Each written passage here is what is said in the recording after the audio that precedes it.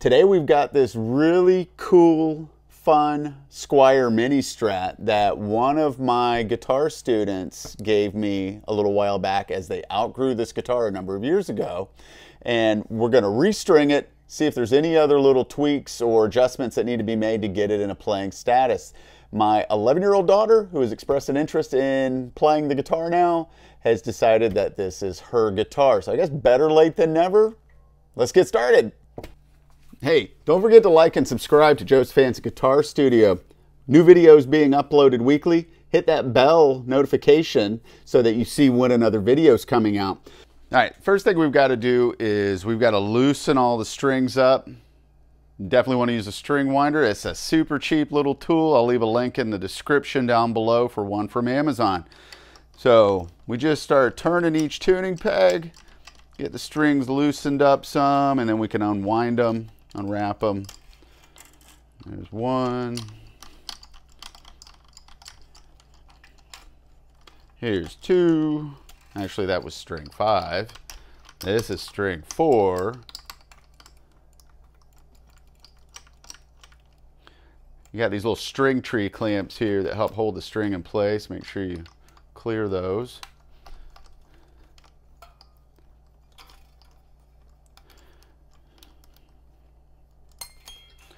And moving right along here.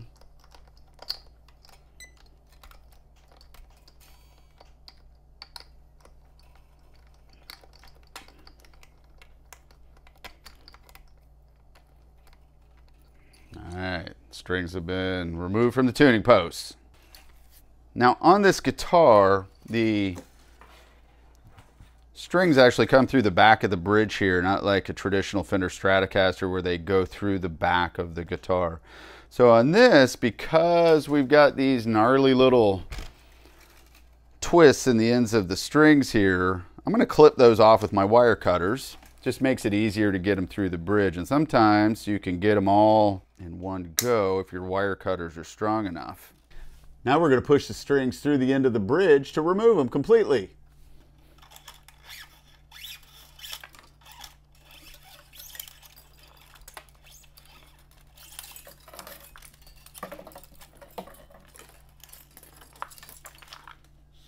There we go. All right, now we need our new strings. I'm just using D'Addario XL 9 to 42 electric guitar strings. A link will be in the description down below. So we just tear the package open, and you'll notice that the strings are in pairs. So you've got 3 pairs of strings here. So starting with the smallest strings, the silver and the purple, I'm going to unravel these just like so. And then we'll head to the other end of the guitar and start feeding our first and second strings through the bridge. All right, working with one string at a time, you'll notice, let me lower the camera here, that there's a hole underneath that screw in the end of the bridge. Not only do you have to get the string through that, you've got to get it to where it comes up and through this slot in each bridge saddle right there. So a little trick that I will do is I kind of put a little bend, I don't know if you can see that. I'll put like a little bend in the string to help make it easier to get that string up and through that saddle. There we go. Sometimes it works out perfectly, like in this case. Sometimes you got to work with it a little bit.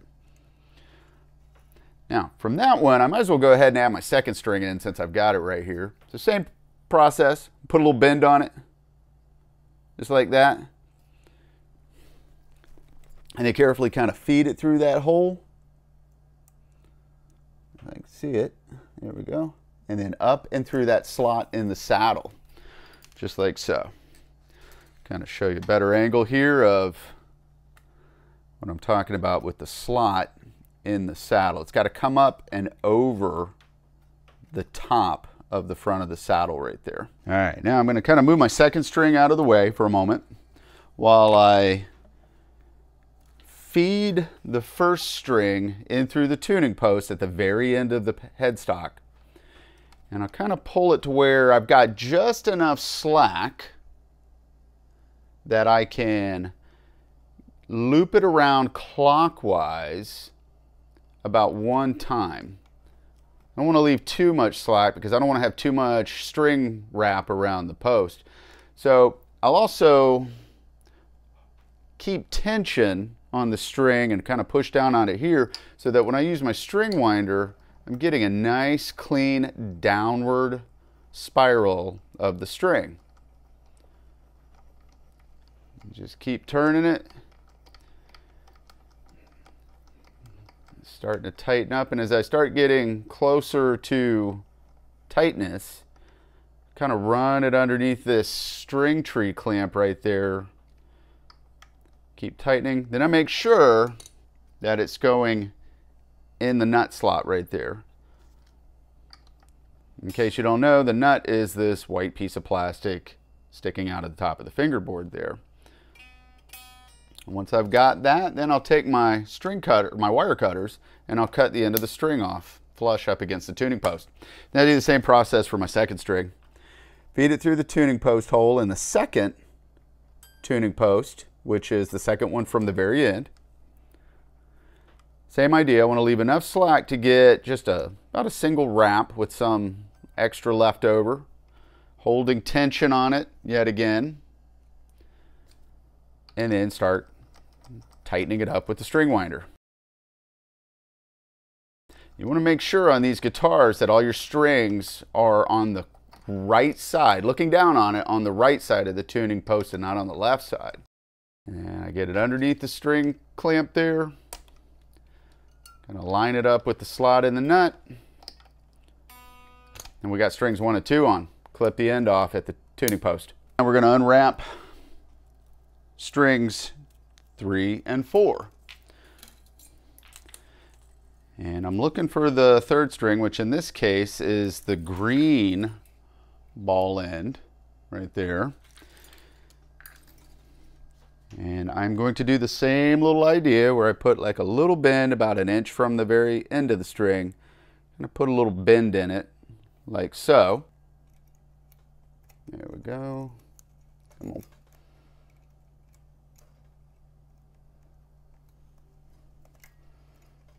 There it goes. All right, we'll pull it up and through. Do the same thing with the fourth string, which in the case of D'Addario strings, it's got a black end ball on it. I'm going to put a little bend at the end of the string. Find that hole.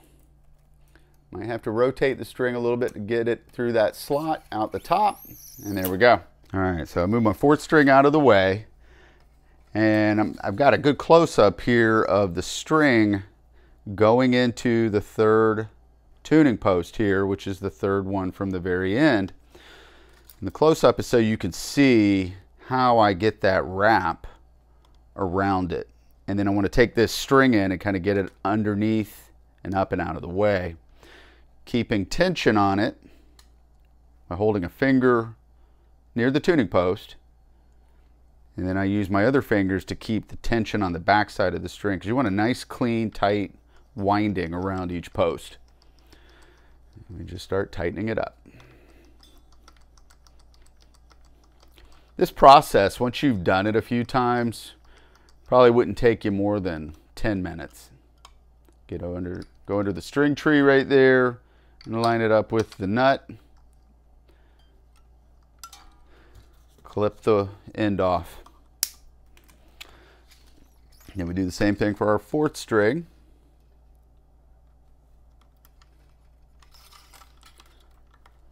Just wanting to get enough, leave enough slack in it to where I can get it wrapped around there, pull the string in underneath and up and through. This way all your spirals go downward and not upward. And then we just start tightening.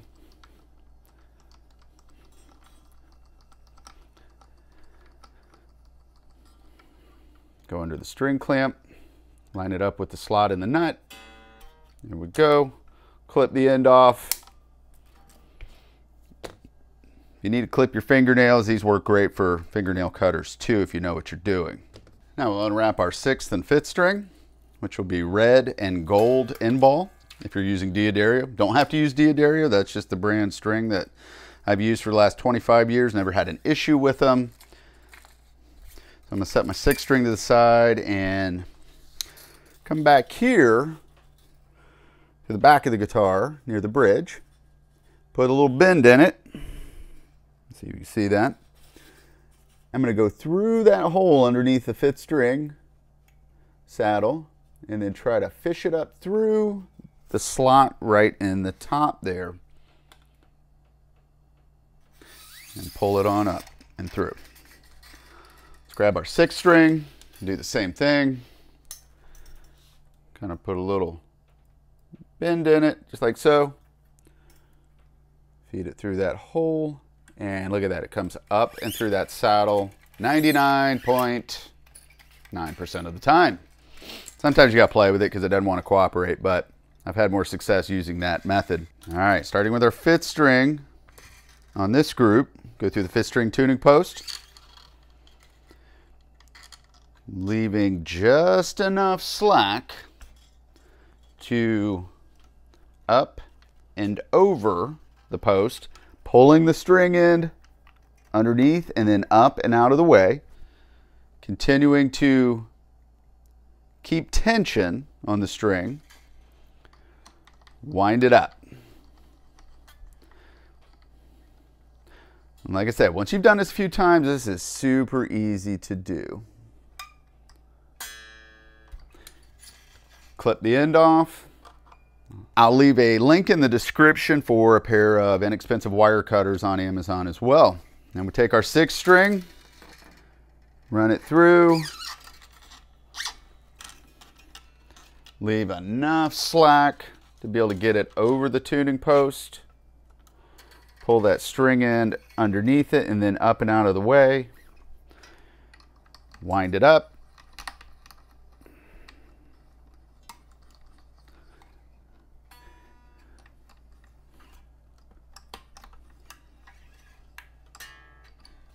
clip the end off. There, you've just successfully restrung your guitar. However, we're not done. We want to stretch the strings a few good times before we tune it up. So I'll show you that process now. All right, to stretch the strings, you want to hold the guitar down so it doesn't move around a bunch, but you want to pull up on the string, give a good tug, kind of rock it back and forth. You do that to all 6 of the strings. You got a lot more leeway with your heavier strings, the 6th, 5th, 4th, and 3rd strings. You can put some good pull on them, but as you get your 1st and 2nd strings, just be careful. Since they are a smaller diameter wire, you can pop them, which means you got to find a spare string. So I'll go through that a few times. That helps lock the strings tightly around each tuning post, and steel will stretch, so the more you pre-stretch them, the more that the guitar is going to hold tune better, especially with fresh strings on it. So sometimes I'll even just use my finger here to pull up on them, but whatever you want to use to stretch them. And that's pretty much it. Then you just tune the guitar up. Once you get it tuned up, you plug it in and you start rocking out. Hey, don't forget to like and subscribe to Joe's Fancy Guitar Studio. New videos being uploaded weekly. Hit that bell notification so that you see when another video is coming out. So on these types of guitars, the things that I see common when a student brings this guitar into my studio for the first time is we've got some buzzing notes, we've got some dead notes. A dead note is just where when you fret a note, it doesn't even ring out at all. It's just bottoming out and it's not ringing clear. It's not even a buzz. So a lot of the issues or adjustment points on these guitars are either going to be with the individual saddles that can be adjusted up or down, a truss rod adjustment, which is a steel rod that runs through the neck that adjusts the bow or lack thereof of the neck. And in worst case scenarios, which believe it or not is the most common issue, is the frets are not perfectly level or polished. You get into that kind of stuff, it's usually better to take it to a qualified guitar technician who is experienced in leveling the frets. And you probably spend about $75, $100 to have that service performed. Other things such as minor truss rod adjustment and intonation or saddle height adjustment can be done by yourself with a little bit of practice and patience. So if you have any questions or comments, or if you're attempting this for your first time, let me know how you do with it. Drop me a message down below. I'd love to see how you're coming along with your restring on your Squier Mini Strat. These are such cool little guitars. I love it. See you guys next time.